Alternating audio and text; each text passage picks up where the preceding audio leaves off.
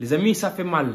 Ça fait mal de se faire éliminer encore une fois par la Côte d'Ivoire en quart de finale de la Coupe d'Afrique des Nations, en séance de tir au but.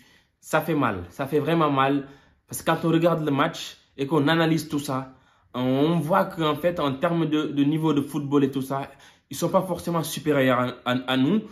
Mais ça fait vraiment mal parce que, en fin de compte, c'est vraiment en séance de tir au but. Donc, c'est des détails. Certains le considèrent comme de la loterie. D'autres, en fait, s'entraînent, mais d'arrache-pied pour être performants en séance de tir au but. Mais aujourd'hui, on se fait éliminer encore une fois par la Côte d'Ivoire en séance de tir au but. Ça fait vraiment mal. Ça fait mal, les amis. Ça fait mal. En fait, ce qui nous rattrape pour moi dans ce match-là, c'est l'inefficacité observée dans les matchs de poule. Et là, je me dis aujourd'hui encore une fois que cette équipe du Sénégal, quand même, pouvait faire mieux. Pouvait faire mieux parce que, en fait, cette équipe sait jouer au foot. Hein. Ça, on ne l'enlève pas. C'est une équipe qui sait jouer au foot, qui sait combiner, qui sait mettre en place quelque chose d'intéressant. Mais au final, c'est à la fin que ça ne marche pas. C'est vraiment à la fin que ça ne marche pas. On a vu aujourd'hui sur les excentrés, le point. En fait, il n'y avait pas. En fait, on dirait qu'ils n'existaient pas aujourd'hui. En tout cas, leur travail n'a pas été fait comme il fallait. Et malheureusement, donc là, ça a payé cash. Ça a payé cash parce qu'à la fin, quand même, tu ne réussis pas à marquer. Bah, il faut assurer quand même quand tu es en séance de tir au but. Mais finalement, bon, là, le gardien ne réussit à absolument rien arrêter. Et voilà, on rate sur le poteau aussi. Encore une fois, c'est exactement la même chose. Parce qu'avec les grands aussi, c'était pareil. C'était Niakhaté qui avait raté, je pense, et une balle sur le poteau. C'est la même chose. C'est la même chose. Juste que l'autre poteau, c'était à droite, je pense, et celui-là, c'est à gauche. Non, celui-là, c'est à droite, et l'autre, c'est à gauche. Bon.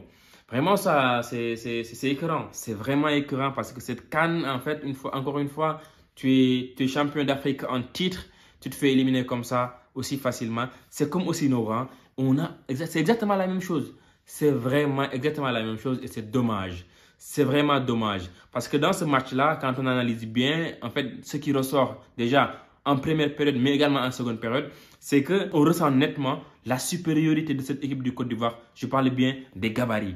En fait, quand tu regardes les deux équipes, tu sens que en fait, les Ivoiriens ont un gabarit supérieur à cette équipe du Sénégal. Donc, ils sont athlétiquement un peu plus forts, ils sont physiquement un peu plus grands et tout ça. C'est juste que sur le plan de la course et donc dans le foot qu'on connaît un peu, voilà, qu'on est au même pied. Parce que voilà, le Sénégal quand même, ils sont battus, mais au final, ça n'a pas réussi, c'est pas passé. C'est pas passé parce qu'en fait, on était également en face d'une belle équipe de la Côte d'Ivoire quand même, qui malgré tout a produit du football, s'est procuré des occasions, n'a pas réussi à marquer donc elle aussi.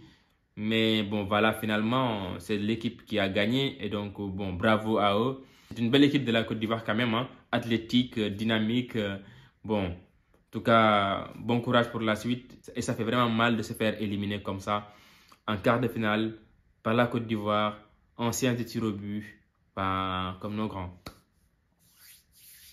Voilà, portez-vous bien les amis et à bientôt.